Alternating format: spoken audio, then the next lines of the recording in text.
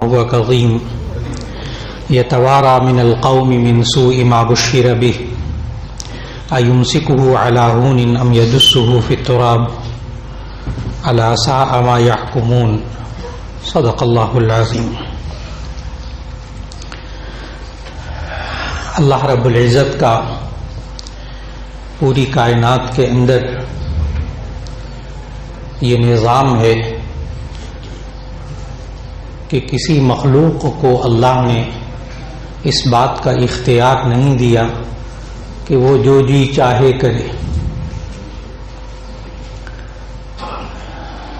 سوائے دو مخلوق کے، ایک انسان اور ایک جنات۔ ایک انسان اور ایک جن کہ ان کو اللہ نے اختیار دیا ہے کہ چاہے تم اپنی مرضی استعمال کرو چاہے نہ کرو، چاہے تم اللہ کی بات مانو چاہے نہ مانو، اتنا اختیار دیا انسان اور جنات کو۔ اس کے علاوہ کائنات میں کسی مخلوق کو، کسی پرندے کو، کسی درندے کو، کسی پہاڑ کو، یہاں تک کہ فرشتوں کو بھی اس بات کی اجازت نہیں ہے، اس بات کا اختیار ہی نہیں ہے کہ وہ اللہ کی بات نہ مانے۔ لیکن اللہ نے انسان کو اور جن کو اختیار دیا کہ وہ چاہے تو اللہ کی بات مانے چاہے نہ مانے۔ اور اللہ تعالیٰ نے قرآن مجید میں یہاں تک کہا کہ فمن شاء فلیؤمن ومن شاء فلیکفر، جو چاہے ایمان لائے، جو چاہے کفر اختیار کرے۔ انسان کو اتنا اختیار دیا ہے۔ آگے فرما دیا انا اعتدنا للظالمین نارا، کہ بے شک ہم نے ظالموں کے لیے جہنم کی آگ تیار کر رکھی۔ اور اسی اختیار کی وجہ سے کہ انسان اپنی مرضی استعمال کر سکتا ہے، اپنی خواہش کو، اپنی ضرورت کو پورا کر سکتا ہے، اسی بنا پر اس کی نجات آخرت میں جنت کی صورت میں ہوگی یا جہنم میں سزا کی صورت میں ہوگی۔ یہ بہت اچھی طرح ذہن میں رکھنا چاہیے کہ خالق جب اللہ ہے تو اس نے مرد اور عورت کو بھی، انسان میں سے مرد اور عورت دونوں کو اختیار دیا ہے کہ وہ اپنی اپنی مرضی کے مطابق زندگی گزاریں۔ ہاں، اگر وہ اپنی مرضی کو، اپنی خواہشات کو اللہ کے لائے ہوئے دین کے تابع کر دیں گے تو ان کے لیے جنت ہے، اور اگر وہ اپنی رائے کو، اپنی خواہش کو، اپنی مرضی کو اللہ کے حکم کے خلاف رکھیں گے تو ان کے لیے جہنم ہے۔ یہ پورا قرآن مجید بھرا ہوا ہے۔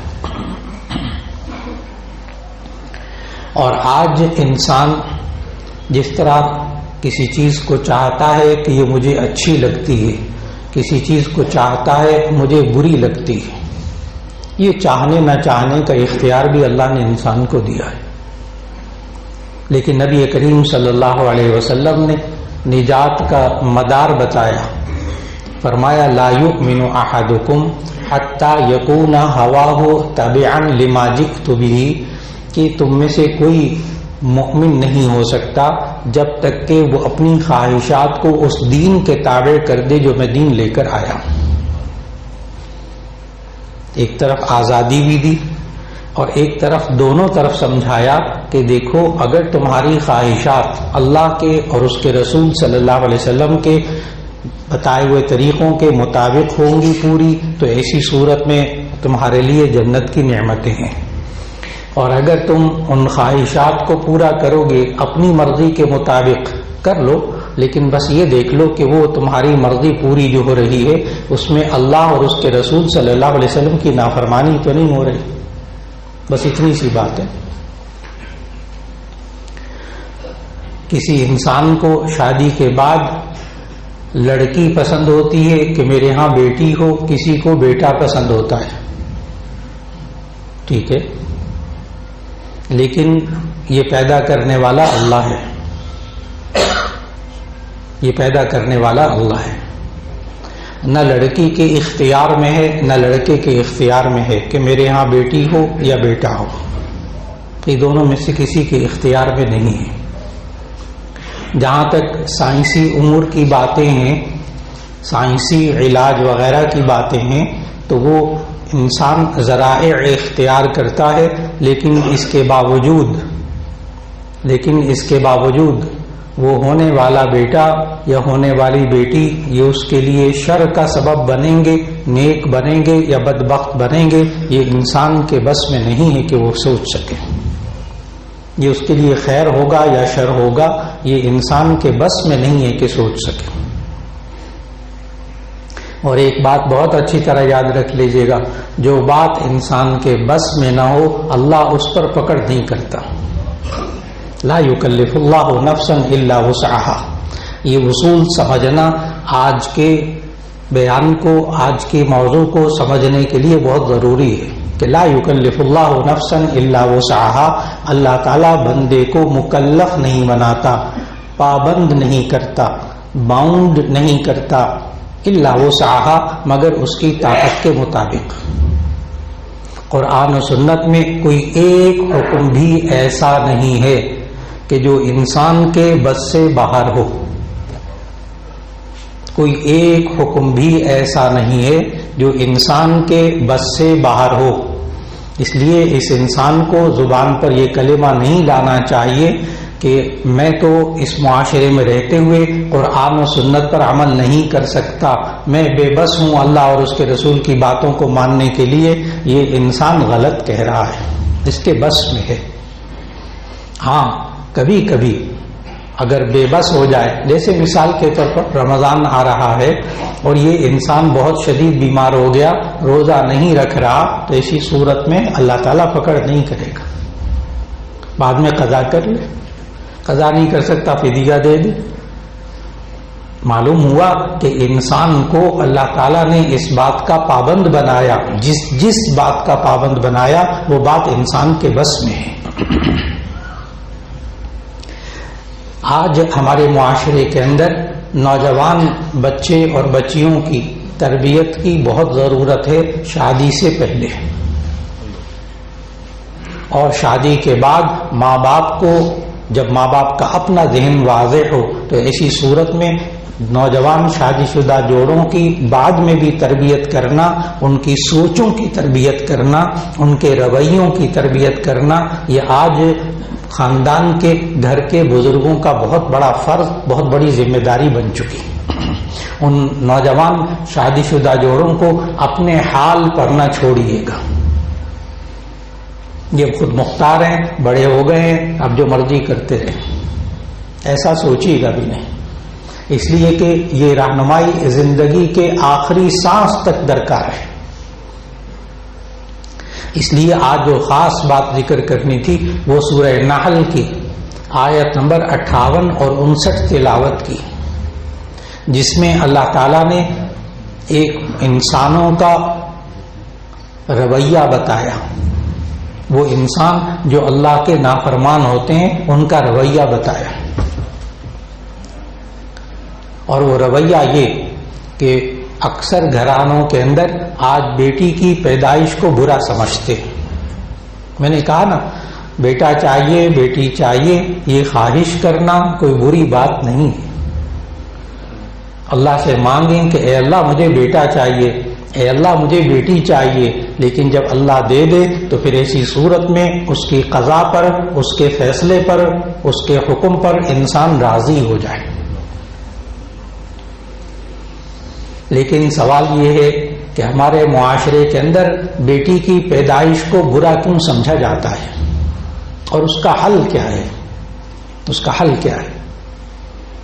اس لیے کہ آج معاشرے کے اندر بہت پڑھے لکھے گھرانوں کے اندر بچہ بھی بہت نوجوان بھی بڑا پڑھا لکھا، بیوی بھی پڑھی لکھی، لیکن اس کے باوجود جب پہلی بیٹی ہوتی ہے تو پھر یوں کہتے ہیں مبارکباد دیتے ہوئے کہ اللہ تعالیٰ مبارک فرمائے، بیٹیاں بڑی رحمت ہوتی ہیں۔ یہ پہلی بیٹی پہ جملے ہوتے ہیں۔ پھر اس کے بعد اگر دوسری بیٹی ہو جائے تو پھر کہتے ہیں اللہ تعالیٰ آپ کو نرینہ اولاد بھی دے دے۔ دوسری بیٹی پر ہمارے معاشرے کے اندر، الا ماشاءاللہ چند گنے چنے گھرانے جن میں ایسا نہیں ہوتا، لیکن عمومی طور پر یہ حال ہے کہ پھر دعائیں دیتے ہیں کہ اللہ تعالیٰ آپ کو لڑکا بھی دے دے. اور جب تیسری بیٹی ہو جائے تو ایسی صورت میں اس ساس کا رویہ اس بہو کے ساتھ کیا ہوتا ہے اور اس دلہا کا رویہ بہو کے ساتھ کیا ہوتا ہے، یہ معاشرے کے اندر ایسی باتیں ہیں جو ناقابل بیان ہیں، ناقابل بیان ہیں. طلاق تک نوبت پہنچ جاتی ہے کہ یہ بیٹیاں پیدا کرتی، ساس بھی یہ کہتی بیٹیاں پیدا کرتی، حالانکہ عجیب بات یہ ہے کہ ساس خود بیٹی ہے کسی کی، وہ خود لڑکی. لیکن آپ نے یہ محسوس کرنا ہوگا کہ اللہ تعالیٰ نے یہ والا رویہ کفار کا بیان کیا ہے قرآن مجید کے اندر، جو آج ہمارے گھروں کے اندر نوجوان بچوں کا اور مردوں کا رویہ ہے. اس کے اسباب کیا ہیں وہ بھی عرض کرتا ہوں، آیت کا ترجمہ عرض کرتا ہوں کہ کیسی سوچ ہے. خالق ہے نا اللہ، اسے پتہ میں نے اس انسان کو پیدا کیا ہے اور اس کو اختیار دیا ہے، چاہے میری بات مانے چاہے نہ مانے، وہ کرتا کیا ہے. اب سورہ نحل کی 14واں پارہ ہے، آیت نمبر 58 اور 59، اس کو پڑھیے گا، اس کا ترجمہ بھی نوجوان نسل کو بتائیے گا. وَإِذَا بُشِّرَ أَحَدُهُم بِالْأُنثَىٰ ظَلَّ وَجْهُهُ مُسْوَدًّا وَهُوَ كَظِيمٌ يَتَوَارَىٰ مِنَ الْقَوْمِ مِنْ سُوءِ مَا بُشِّرَ بِهِ أَيُمْسِكُهُ عَلَىٰ هُونٍ أَمْ يَدُسُّهُ فِي التُّرَابِ. ترجمہ: وَإِذَا بُشِّرَ أَحَدُهُم بِالْأُنثَىٰ، اور جب ان میں سے کسی کو خوشخبری دی جاتی ہے بیٹی ہونے کی کہ تمہارے ہاں بیٹی پیدا ہوئی ہے.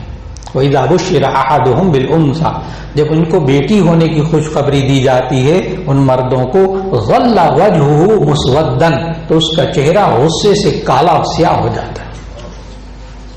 ظَلَّ وَجْهُهُ مُسْوَدًّا، اس کا چہرہ غصے سے کالا سیاہ ہو جاتا ہے.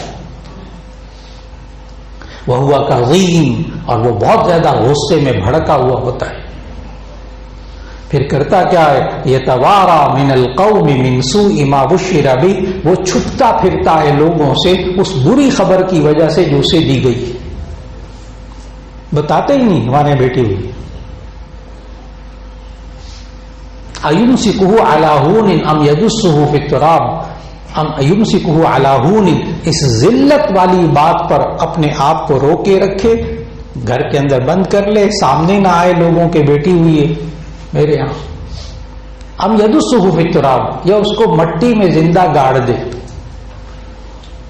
مزاج آج مٹی میں تو زندہ نہیں گاڑتے، وہ الگ بات ہے، اکا دکا کوئی خبر آتی کہ وہ گولی مار دی، فلاں کر دیا، مار دیا، لیکن عمومی مزاج یہ ہے کہ مارنے سے بھی بدتر سلوک کرتے ہیں، پھر بیوی کے ساتھ بھی اور اس بچی کے ساتھ بھی.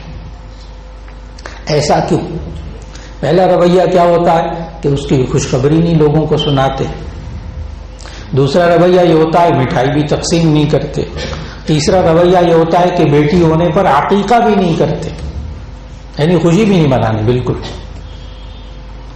اور یہ رویہ نبی صلی اللہ علیہ وسلم کے زمانے میں، نبی صلی اللہ علیہ وسلم کے تشریف لانے سے پہلے سے موجود تھا، پہلے سے موجود تھا. نبی صلی اللہ علیہ وسلم نے اس کو ختم کیسے کیا، اس پر قابو کیسے پایا؟ ایک یہ چیز سمجھنے والی ہے. دوسری یہ سمجھنے والی ہے کیا نبی صلی اللہ علیہ وسلم نے پھر اس کو واقعی دنیا سے ختم کر دیا؟ تو اس کا جواب ہے کہ جی ہاں. تیسری بات یہ سمجھنے والی ہے کہ ایک طویل عرصہ نبی صلی اللہ علیہ وسلم نے جب اس بات پر قابو پا لیا کہ لوگ اپنی بیٹیوں کو زندہ گڑھا کھودتے تھے اور کھودنے کے بعد اس میں گاڑ دیتے تھے. آج بھی مکہ مکرمہ میں حرم کے قریب ایک پوری 4 دیواری اس جگہ کے قریب بنائی ہوئی ہے، اور اس پر ابھی آج تک کوئی تعمیر نہیں ہوئی کہ جہاں مشرکین مکہ اپنی بچیوں کو زندہ گاڑتے تھے. آج بھی وہ 4 دیواری موجود ہے. اور وہ گاڑتے کیوں تھے زندہ؟ اس لیے کہ عرب کے اندر جہاں برائیاں موجود تھیں وہاں کچھ خوبیاں بھی موجود تھیں. ان کے اندر غصہ بھی بہت تھا اور عرب کے اندر غیرت بھی بہت تھی. ان کے اندر غیرت بھی بہت تھی. چنانچہ وہاں جب بچیاں پیدا ہوتی تھی تو کچھ نہیں ہوتا، ٹھیک ہے بچی ہے، پل رہی ہے، بڑھ رہی ہے. جب جوان ہو جاتی تھی، شادی ہو جاتی تھی، تو ذہن میں رکھیے گا کہ اسلام سے پہلے عورت کو وراثت کا حق نہیں تھا. اگلا لفظ بولنے لگا ہوں، اسلام سے پہلے عورت کو ملکیت کا حق بھی نہیں تھا. عورت پیسے کی مالکہ ہی نہیں ہوتی تھی، نہ جائیداد کی مالکہ ہوتی تھی، نہ پیسے کی مالکہ ہوتی تھی. اس کی حق ملکیت ہی عورت کا نہیں ہوتا تھا. بلکہ عورت کو وہ لوگ تماشے کے طور پر استعمال کرتے تھے، رقص وغیرہ کے لیے استعمال کرنا، بے لباسی کے لیے، میلوں کے لیے، ان کے لیے وہ استعمال کرتے تھے. اور عورت جب شادی ہو جاتی تھی تو شوہر جو ہے وہ عورت کو اس کا اپنا مالک سمجھتا تھا. شوہر اپنی بیوی کو اس کا مالک سمجھتا تھا. آج بھی یہی سوچ ہے، جو بہت غلط سوچ ہے. اس وقت وہ مالک سمجھتا تھا. چنانچہ جب شوہر کبھی مر جاتا، عام طور پر جنگوں کے اندر مرتے تھے، تو جب وہ آپس کی جنگوں کے اندر وہ شوہر مرتا تھا تو بیوی جو ہے وہ جائیداد کے طور پر تقسیم ہوتی تھی کہ یہ باغ فلاں بھائی کا، اور یہ غلام فلاں بھائی کے، اور یہ بکریاں فلاں بھائی کی، اور یہ بیوی فلاں کی. وہ جائیداد میں عورت تقسیم ہوتی تھی، واپس نہیں آتی تھی اپنے ماں باپ کی طرف. اتنا ظلم تھا اس عورت پر. نبی صلی اللہ علیہ وسلم نے کیا طریقہ اختیار کیا؟ صرف سزائیں نافذ نہیں کی. اس بات کو سمجھنا بڑا ضروری ہے. صرف سزائیں نافذ نہیں کی، بس جو آئندہ ایسا کرے گا اس کو پھانسی پہ لٹکا دیں گے، اس کو قتل کر دیا جائے گا. نہ، شروع میں یہ نہیں تھا.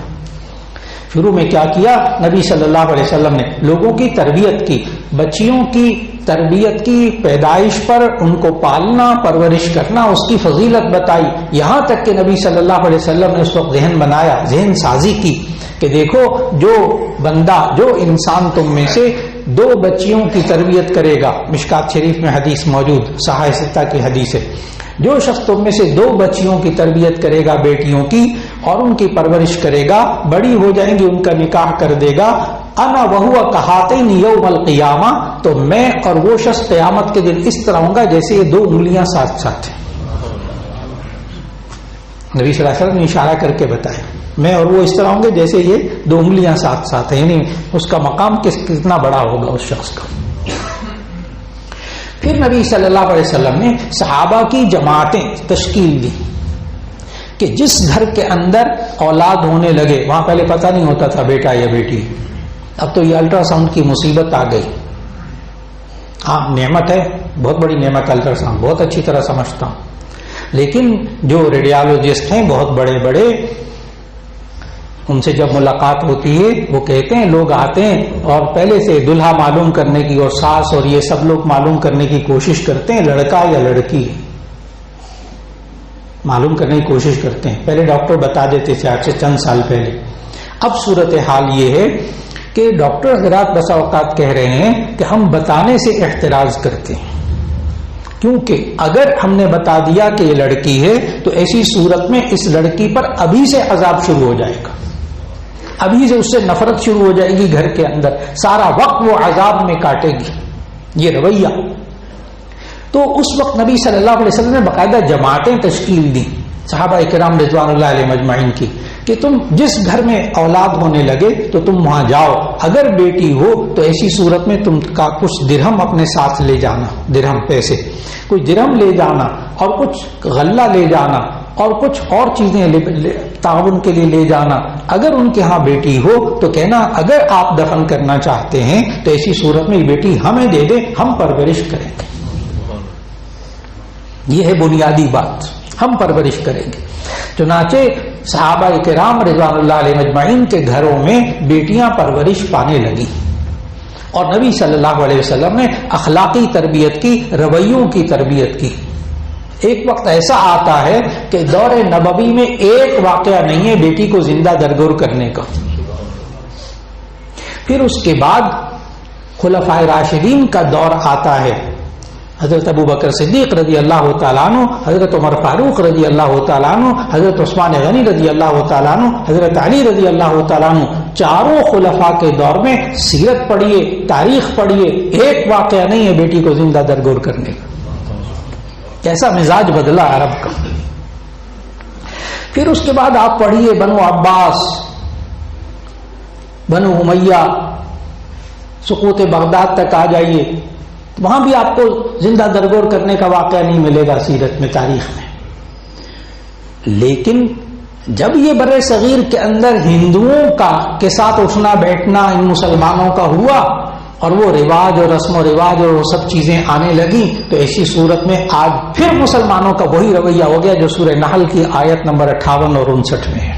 وَإِذَا بُشِّرَ أَحَدٌ بِالْأُنثَىٰ ظَلَّ وَجْهُهُ مُسْوَدًّا وَهُوَ كَظِيمٌ يَتَوَارَىٰ مِنَ الْقَوْمِ مِنْ سُوءِ مَا بُشِّرَ بِهِ أَيُمْسِكُهُ عَلَىٰ هُونٍ أَمْ يَدُسُّهُ فِي التُّرَابِ أَلَا سَاءَ مَا يَحْكُمُونَ. آج پھر وہی مزاج بن گیا. اور وجہ کیا ہوئی کہ نبی صلی اللہ علیہ وسلم نے پھر اس کی وجوہات کو ختم کیا تھا اس معاشرے کے اندر سے، کہ اس معاشرے کے اندر نبی صلی اللہ علیہ وسلم کے تشریف لانے سے پہلے عورت کو بے حیائی کے لیے استعمال کیا جاتا تھا، فحاشی کے لیے استعمال کیا جاتا تھا، اس کو علامت بنایا ہوا تھا. ناچ گانے وغیرہ میں وہ بڑے میلے لگتے تھے باقاعدہ، اور مغنیات اور گلوکارائیں اور یہ سب چیزیں، یعنی عورت ذات کی تضحیک اور عورت کو ذلت آمیز رویے کا سامنا کرنا پڑتا تھا. بے آئینی ہی وہ چیزیں جب بر صغیر کے اندر دوبارہ آئیں، آج پھر ہمارے اپنے گھروں کے اندر نوجوان مردوں کا مزاج بدل گیا، بالکل ساسوں کا مزاج بدل گیا. اس لیے آج وقت کی بہت بڑی ضرورت ہے، خاص طور پر نوجوان نسل کی شادی سے پہلے بھی تربیت کی جائے، بچے اور بچیوں کا ذہن بنایا جائے. اور اس کے لیے اہم ترین بات عرض کروں گا، ایک ایک فرد جو یہاں بات سن رہا ہے بڑے غور سے بات سنیے گا کہ جس گھر کے اندر رہنے والی جس خاتون کے ساتھ احترام کا معاملہ کیا جاتا ہے، عزت کا معاملہ کیا جاتا ہے، اس سے نفرت نہیں کی جاتی، چاہے وہ ماں ہے، چاہے وہ بیوی ہے، بہن ہے، بیٹی ہے، جس شکل کے اندر آج وہ عورت اس خاندان میں موجود ہے، اور جس خاندان کے اندر آج بھی عورت کا احترام کیا جاتا ہے، اس خاندان میں عورت کی پیدائش کو برا نہیں سمجھا جاتا. بہت اہم بات ہے یہ والی.